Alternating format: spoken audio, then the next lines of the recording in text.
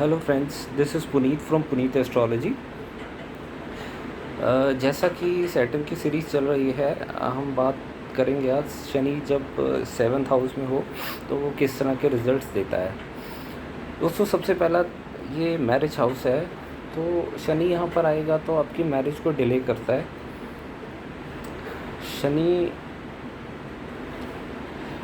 कहीं ना कहीं सेवन्थ हाउस को डैमेज करेगा अगर शनि अपनी राशि का नहीं है या उच्च का नहीं है। शनि यहाँ पर आपको, आप अगर बात करेंगे कि आपका हस्बैंड देखने में इतना अच्छा ना हो, ऐसी पूरी पॉसिबिलिटी है। आपको एक मैच्योर पार्टनर मिले, एज में बड़ा हो सकता है। एज में बड़ा 8 साल, 10 साल, 12 साल भी हो सकता है। It all depends. शनि यहाँ पर आपको गुप्त अंगों में रोग भी दे सकता है अगर अफ्लिक्टेड हो। पर शनि यहाँ पर जब होगा तो उसका जो हस्बैंड और वाइफ जो होगी, ही और she will be under the control of the native, जिसके प्लेसमेंट, जिसके सेवन्थ हाउस में सैटर्न है। शनि यहाँ पर मैरिज इतनी फ्रूटफुल नहीं देता। उसका रीज़न ये है कि शनि एक विराग देने वाला प्लैनेट है, मटेरियलिज्म से दूर रखता है इंसान को। शनि एक ऐसा प्लैनेट है जो इंसान को मटेरियलिस्टिक वर्ल्ड से दूर रखता है।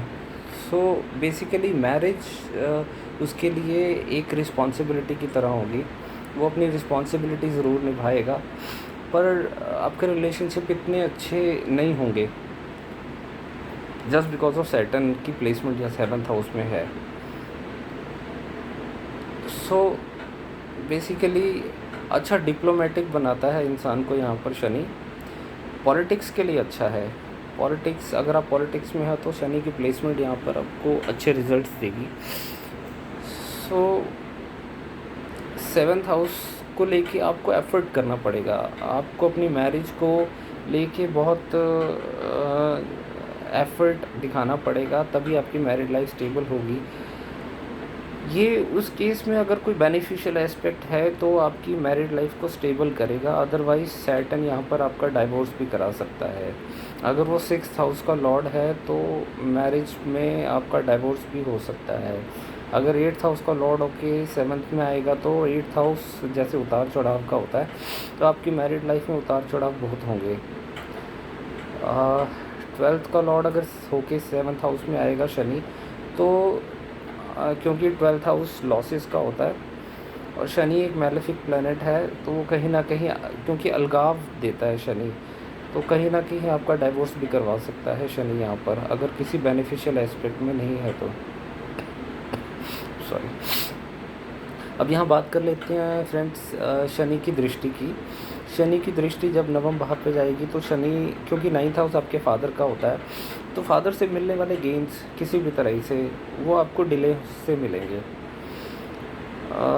स्पेशली जब शनि माइल्ड हो जाता है 36 एज के बाद, तो 36 साल के बाद आप देखेंगे आपकी इन जिन जिन भावों पे शनि दृष्टि दे रहा है या जहाँ बैठा है वो चीज़ें माइल्ड हो, मतलब वो खुद नरम हो जाता है। वो उसके बाद आप पॉजिटिव रिजल्ट्स एक्सपेक्ट कर सकते हैं।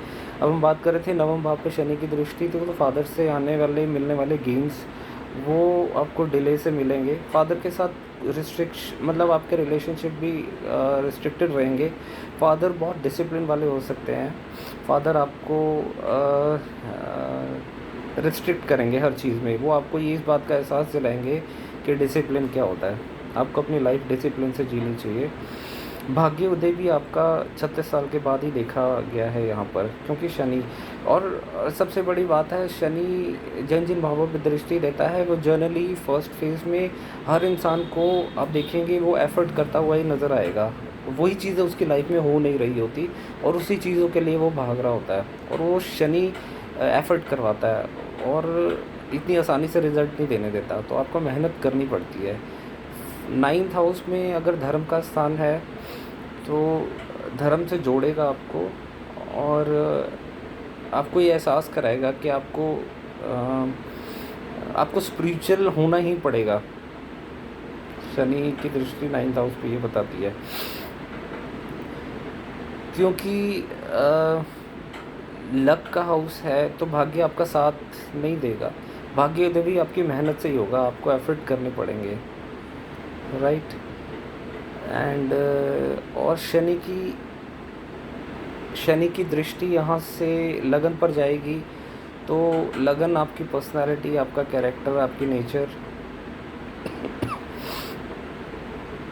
सो बेसिकली जो जो शनि की नेचर है वो उसके अकॉर्डिंगली वो आपको आपकी नेचर बनाएगा। जैसे इंट्रोवर्ट नेचर आइसोलेट कर देता है, मटेरियलिज्म से दूर रखता है इंसान को, लोनलीनेस देता है, अकेलापन सताएगा आपको जब लगन पर शनि की दृष्टि। अगर लग्नेश स्ट्रॉन्ग नहीं है, आपका लगन लॉर्ड स्ट्रॉन्ग नहीं है, सो उस केस में आपकी हेल्थ भी ख़राब कर सकता है शनि। यहाँ पर शनि लगन पर मतलब आप देखेंगे कि शनि का अगर लगन पे प्रभाव है किसी भी तरीके से, अगर वो बैठा है या दृष्टि दे रहा है, सो ऐसे लोगों को ना भीड़ में जाना बहुत पसंद नहीं होता, अकेले रहना पसंद करते हैं ज़्यादातर।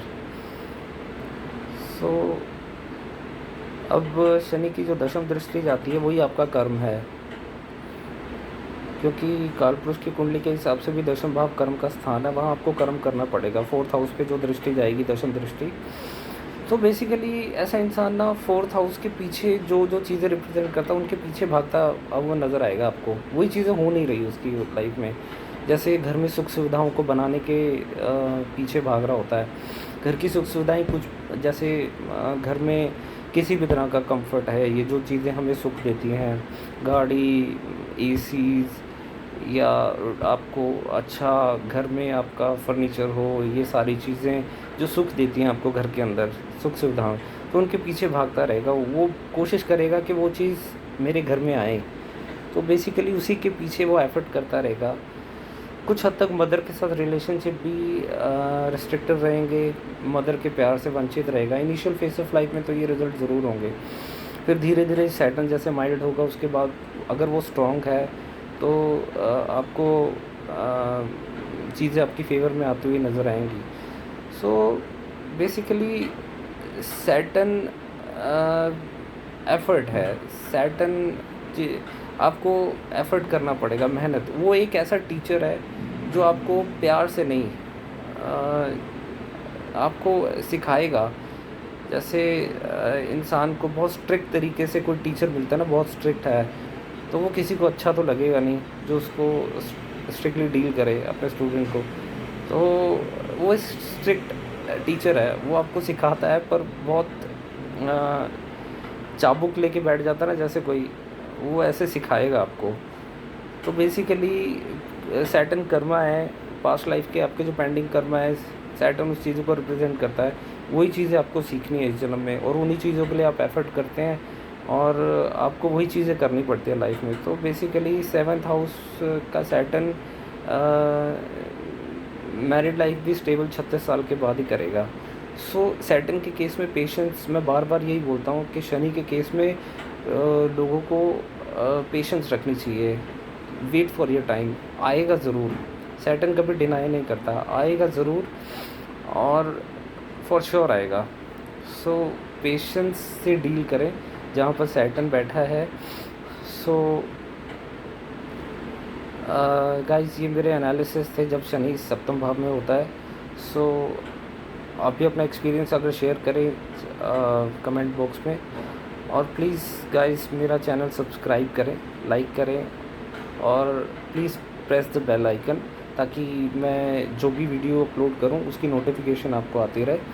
And thank you very much. Thank you for watching my video and keep loving me. Thank you.